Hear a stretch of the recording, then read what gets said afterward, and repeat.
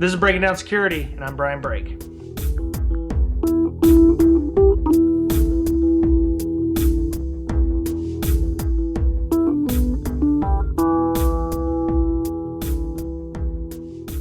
Welcome back, listener. This is Brian, and Mr. Boettcher's not here for Breaking Down Security.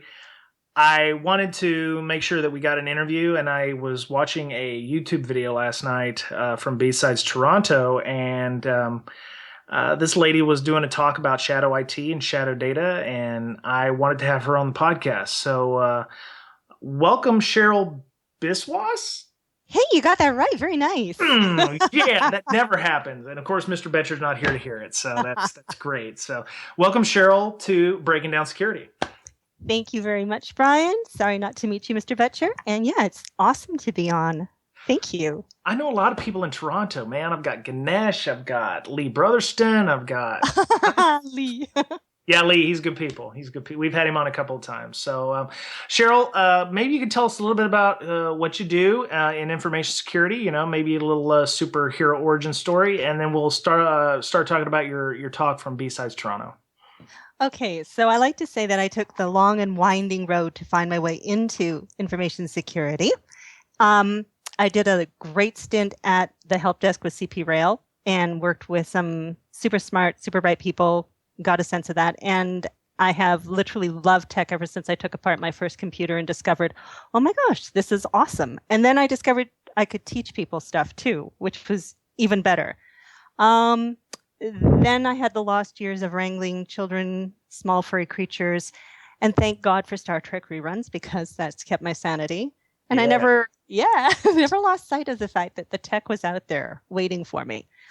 So I joined this really cool company, Jig Technologies. They do managed tech, and it's just a small team of really fun folks. And I have brought security into their lives and hopefully into the lives of our clients in a big way.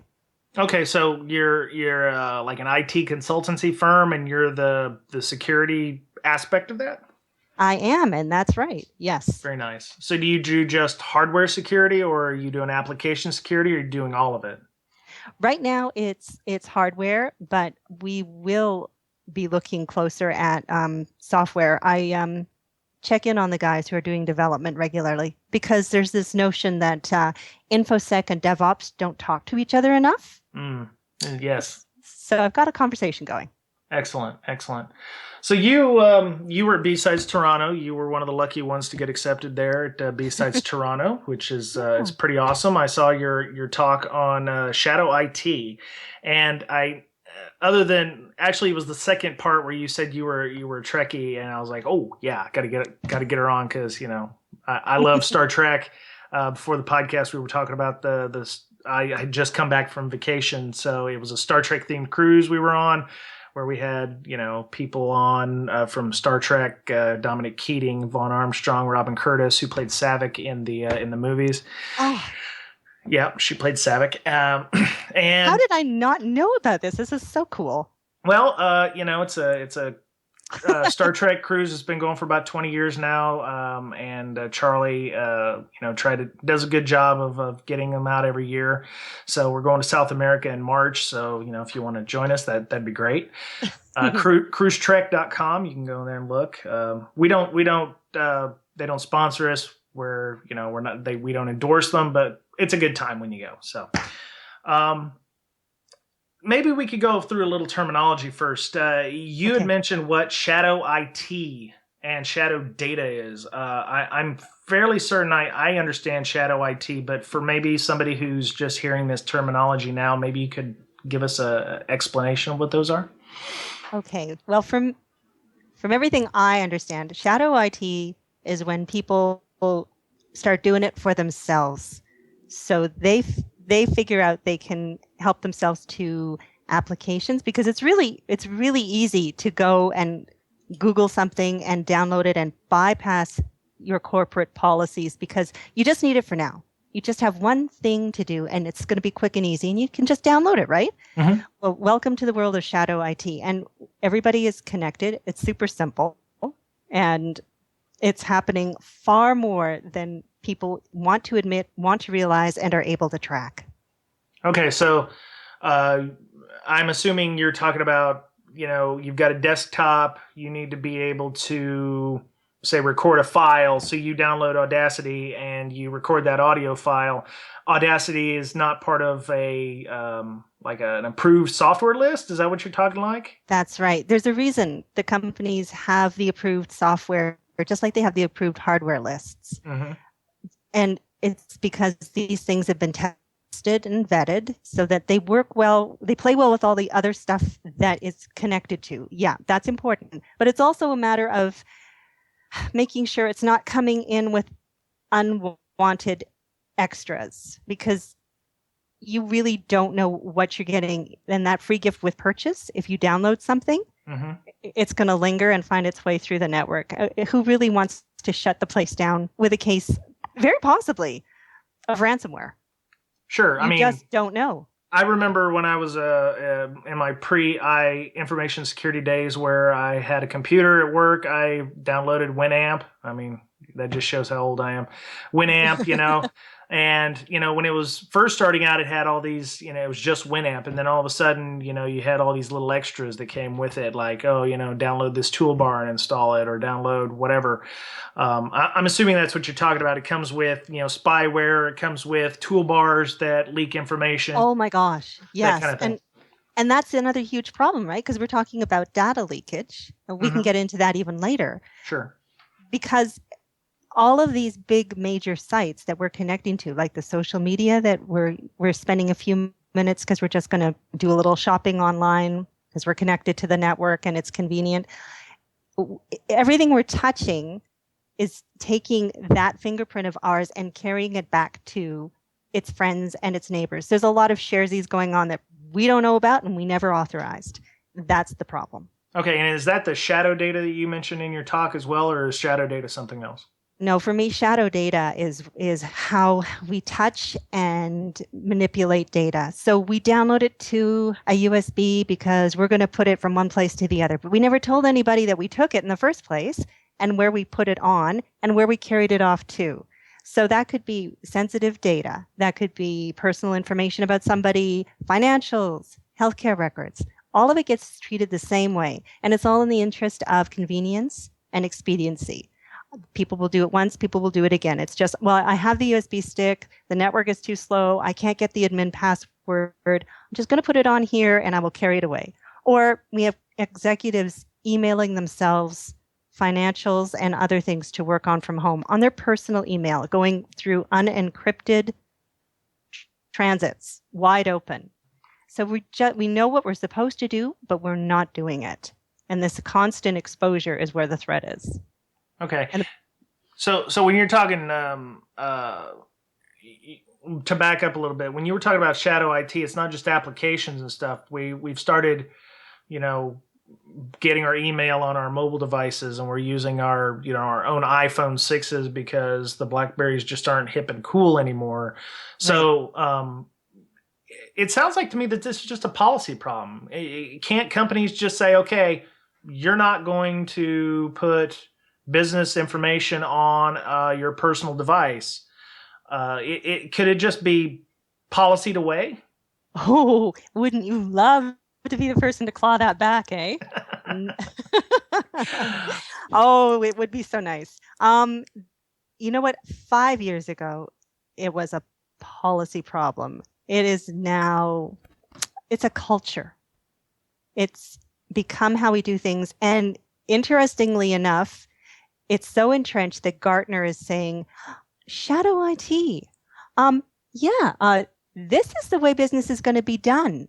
So if you've got Gartner coming out and saying that this is actually how business is going to be done going forward, you really do have a problem. There's no going backwards. So yes, policy, but policy that's realistic and that actually asks the right questions. Why the heck are my users doing this in the first place? Why is it they want to use their phone over my phone?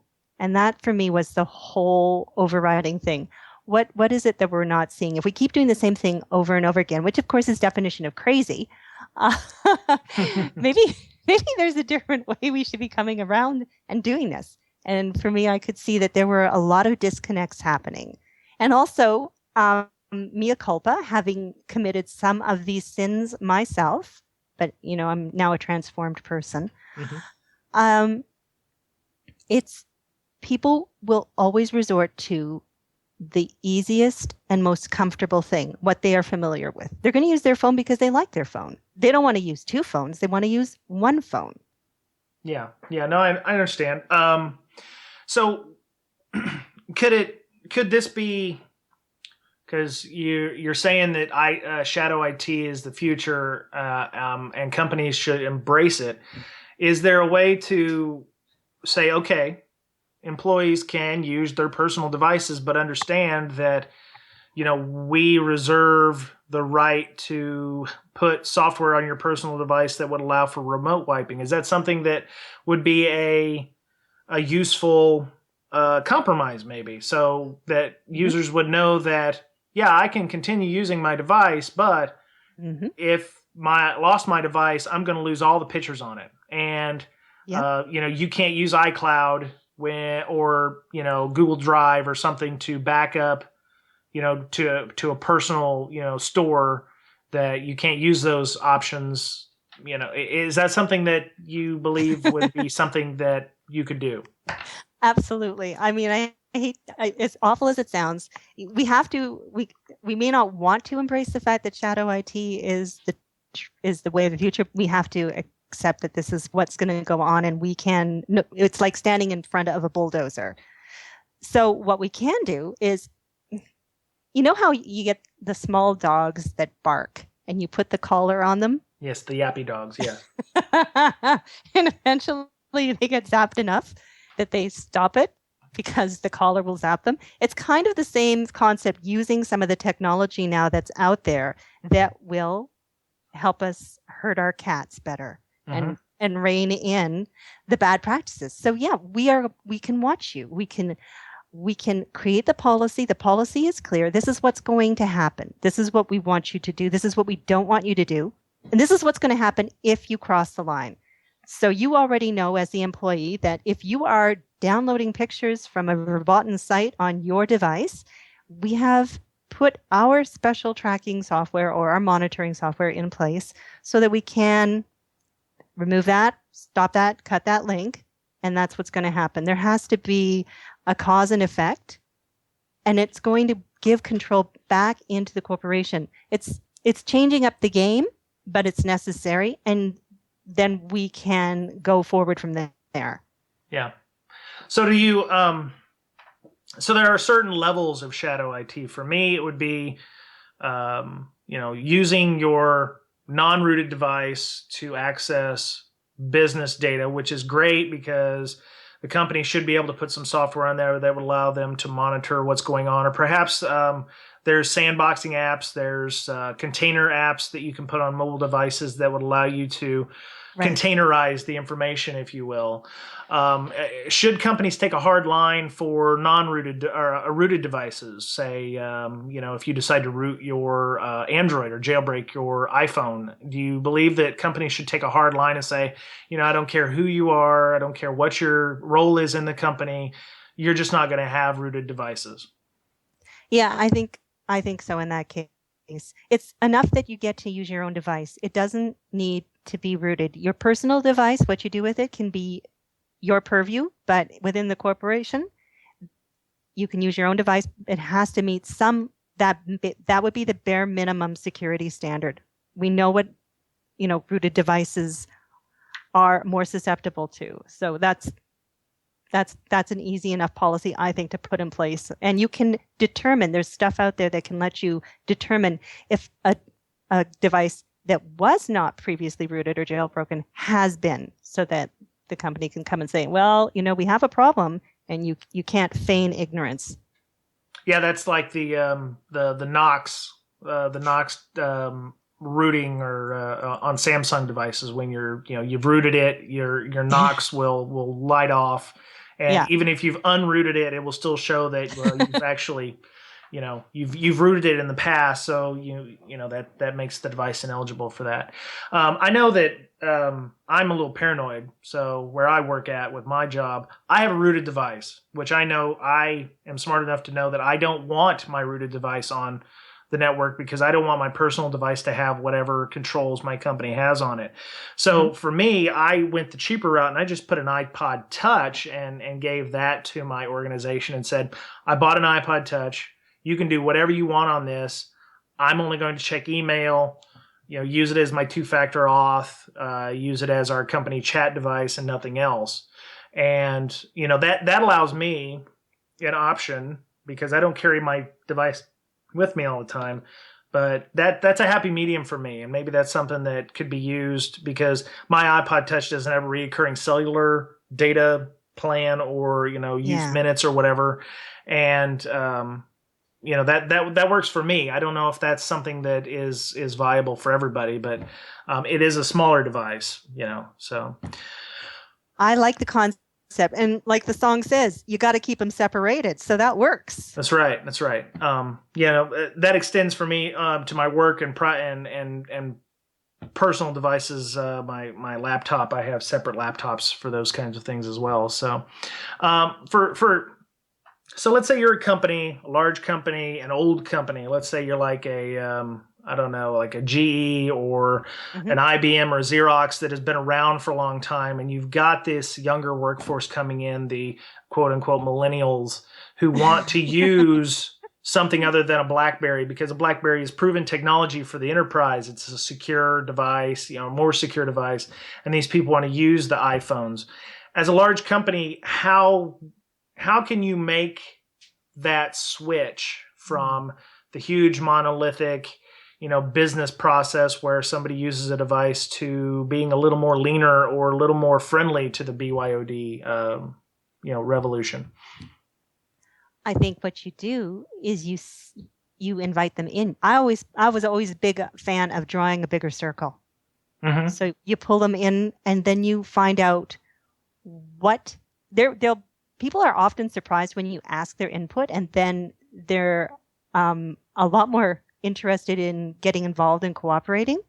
So if you can engage them into some of the policy making so that you can determine with their input the best corporate phone, and then some provisions around the usage of that phone by asking, what are you using it for? How do you use this for business? And then find out for them anyway, where is the line where that business personal blurs. You're going to have the information you need to make some really good policy that people understand and hopefully follow. A friend said, don't train people so much as teach people. Get them to own it from an emotional standpoint, because you get that buy-in and you get the commitment with it. Yeah, and there's the cultural change there too. I'm sure that a lot of managers or senior managers would love to use the newest stuff, but corporate policy requires them to use what has been tested and proven or approved on the software list or hardware list, if you will. Yeah. So if you can get buy-in from the management to get those changes done, you might be more likely to get your culture shift. Yeah. So let me see. So we a couple of months ago we had Martin Fisher on, and we had a discussion on how to make InfoSec not be a whether we want to be a speed bump or guardrails technology and the implementation of technology. You had mentioned prior that you're trying to, you constantly have discussions with the DevOps people, and InfoSec and DevOps kind of knock heads once in a while. Is DevOps what's driving BYOD and the shadow IT and the shadow data initiatives, or is that just a byproduct of ongoing technology? Well, there's cowboys. There have always been technology cowboys. So they are going to, they do play fast and loose. And if you can talk to the cowboys, you can get a handle on what they're using and why they're using it, Reining them in is another matter. So anything that's going to be cutting edge is where you're going to find your cowboys for sure.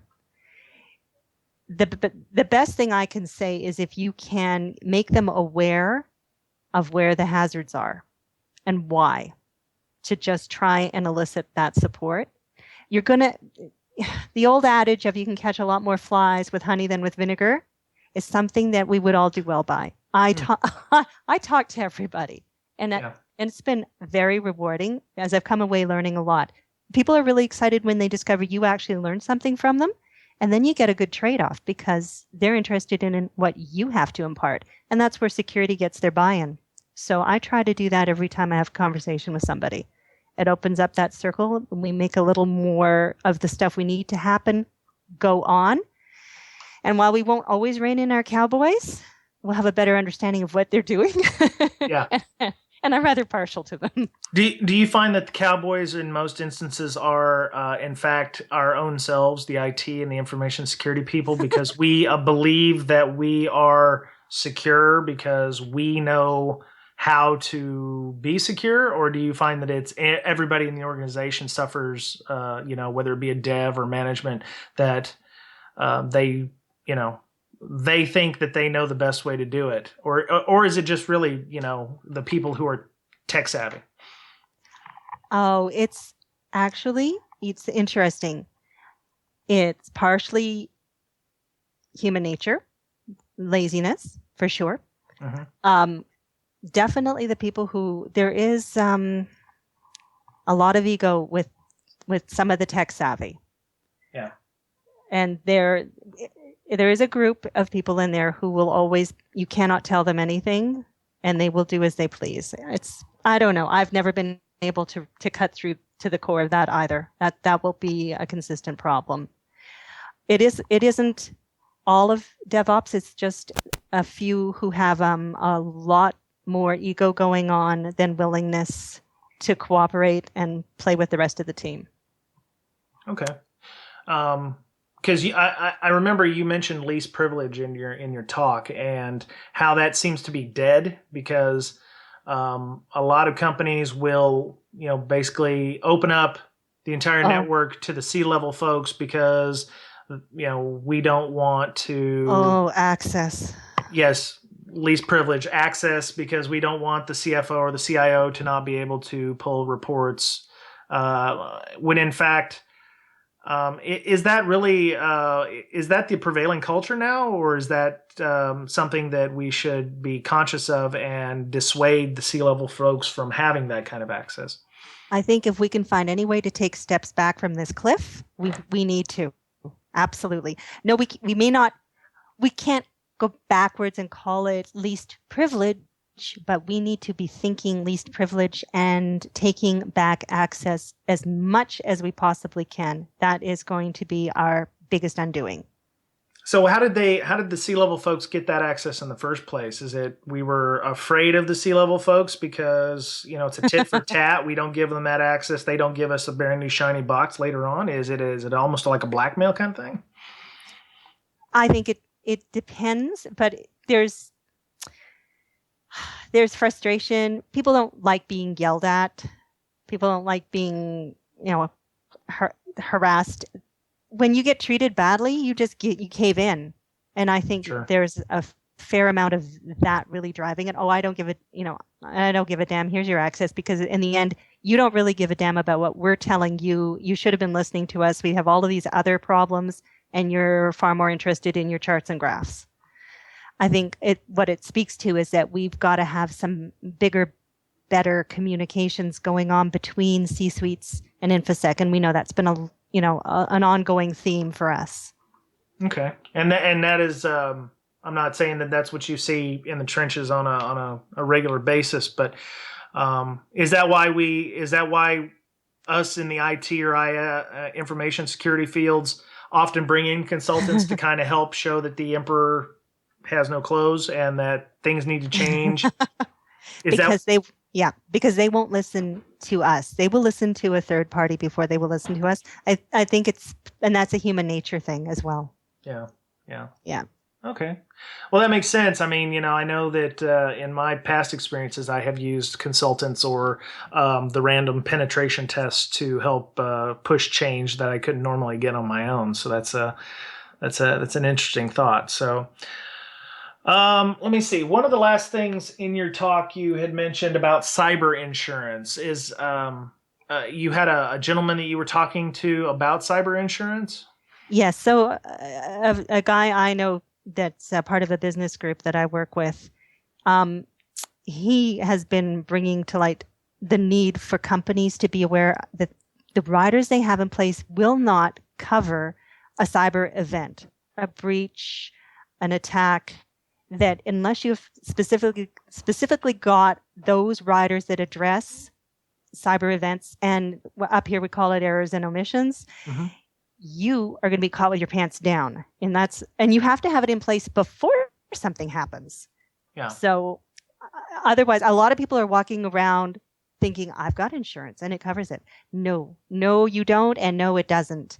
And there will be a higher cost. And it depends on the kind of data that you have that could be exposed.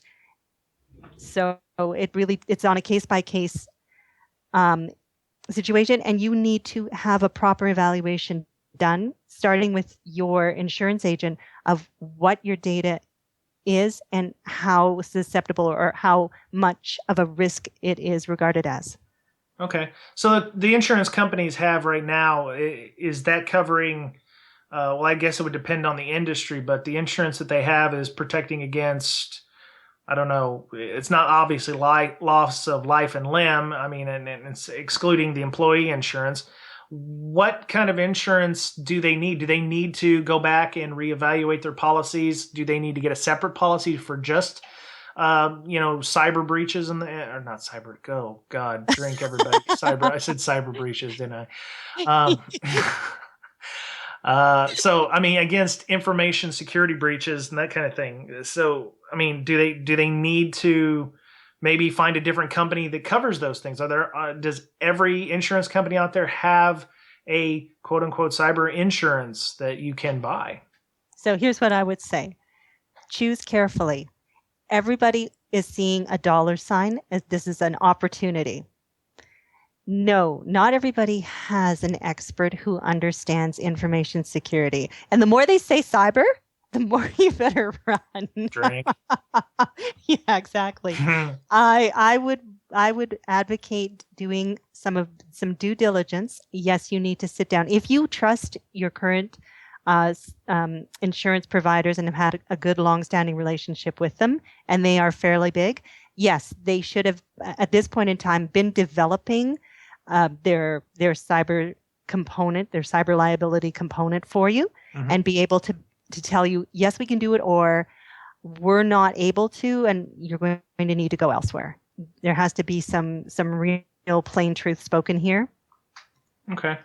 So you said you have to invest in a policy, but to invest in a policy, you have to know how much insurance you want to buy.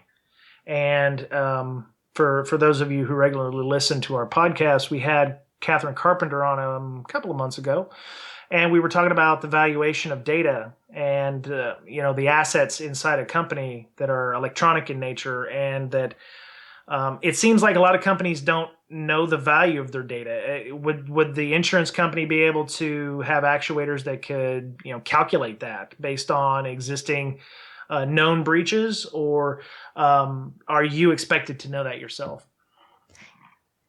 You should know what the value of your crown jewels are.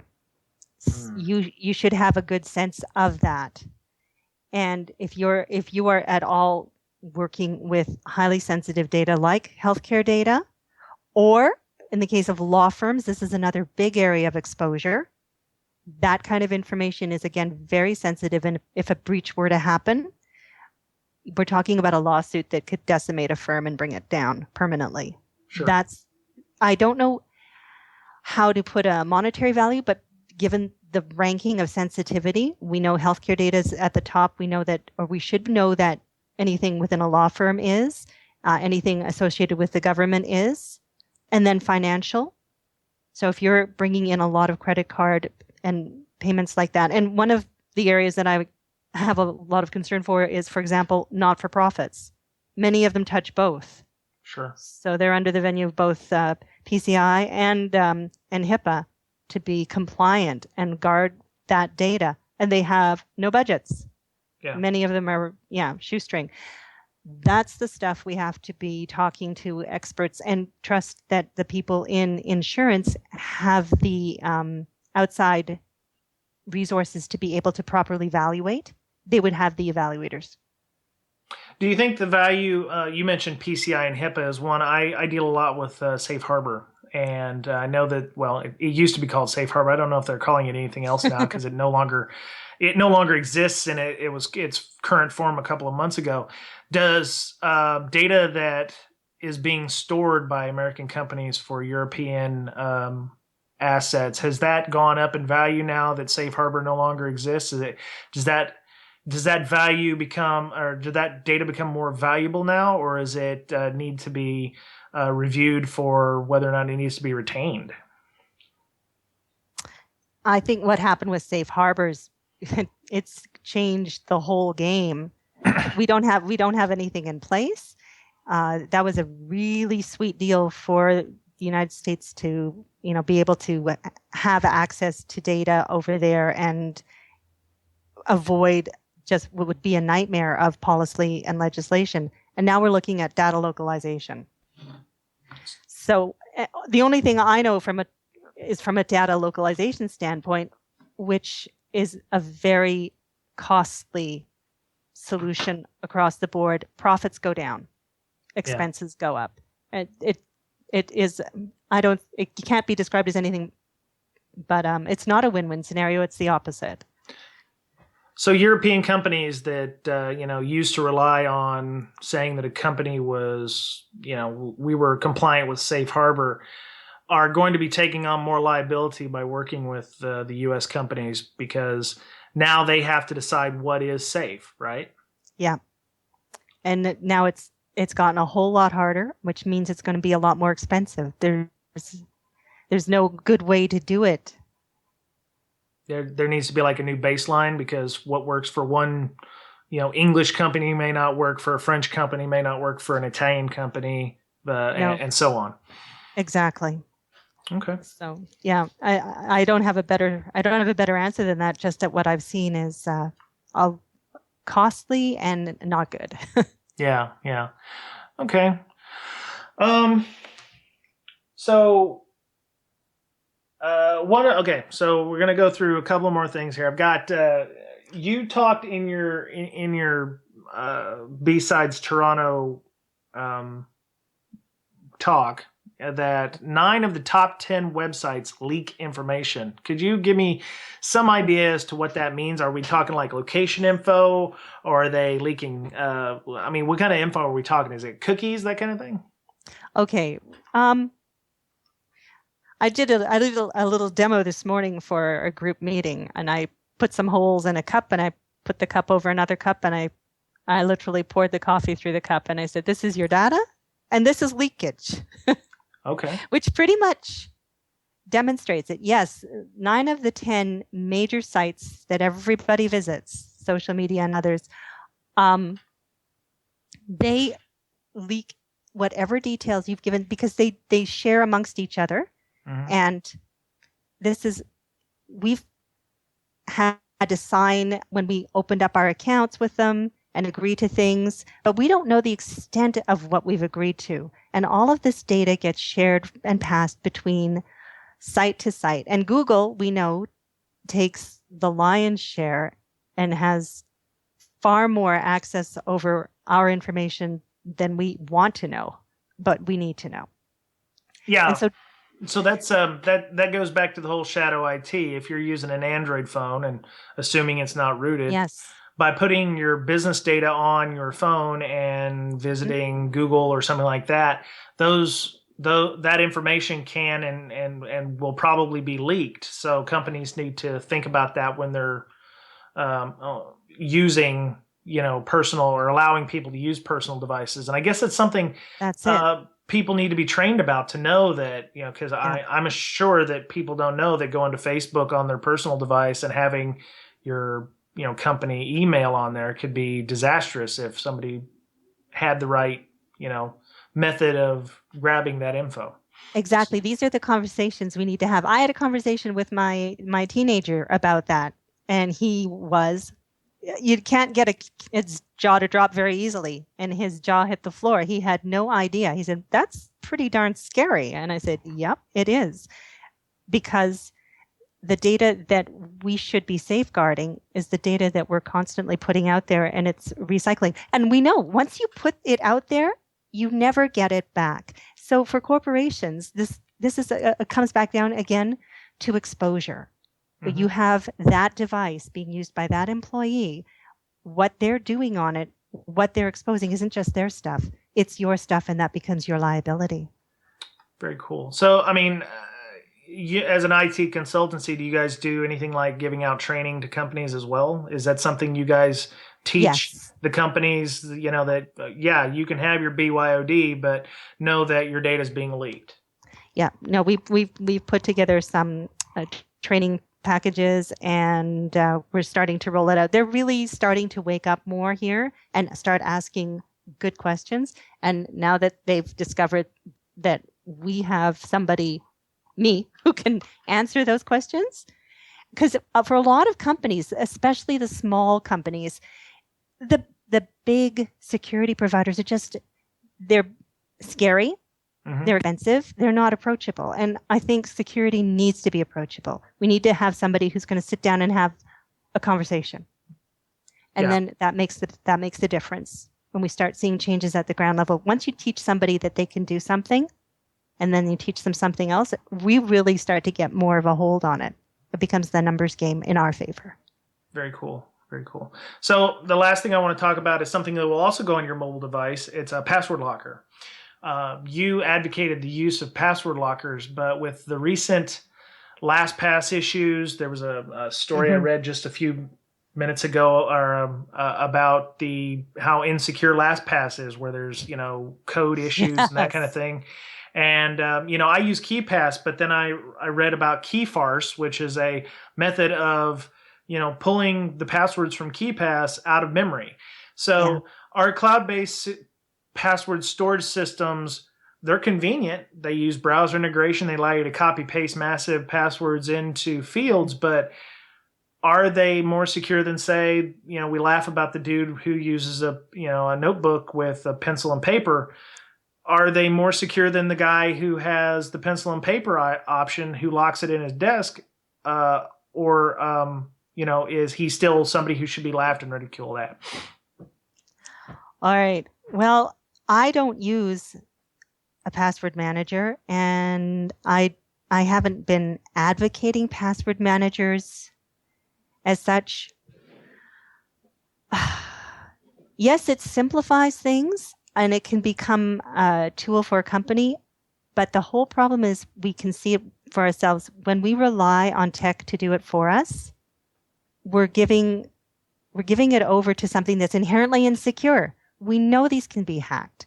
So we don't have any better bet. Eventually, we're still putting the data at risk that those passwords are supposed to safeguard. I'd much rather see an option where we have 2FA in place, a dual system, because if somebody gets that password, they can't get your second device. So there's security there. And teaching people to use more encryption. And there are encrypted email sources. There are VPNs, better practices all around. But there is no silver bullet. And unfortunately, these password managers are being seen as something that they can't provide. They can't deliver on that promise of full security. Yeah, plus, most people have their password managers on their mobile device. If they're using the two-factor auth, they probably have the two-factor auth sitting on the same mobile device. So they no longer have that second factor. If you can own the device, everything comes in or out from the same device. And God forbid you get that phone stolen and the disk is not encrypted, like if you, it's wide open. A lot of people have no idea that what you've got on there is, once it's lost, somebody else owns all of that. So encrypt the hard drive, encrypt your phone. You can do it. Yeah, the newer Android versions have the option to encrypt, and I think Android 6 Marshmallow does have encryption by default, which is a nice thing. But if you're still using the old Android 3 or 4 on your device, you either have to upgrade or there may be some other policy where you must use a specific, you can use a personal device, but it must be X Android device, or you must have an iPhone 6 because those have the latest technologies. That's it. Yep.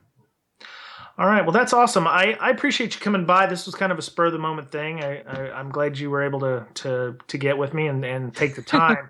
How would people get a hold of you if they wanted to continue this conversation with you? You can, if you're on Twitter, just look for me. Encrypted. That's 3NCR1PT3D. I'm there. That's a password of mine. I probably need to change that. So, hang on.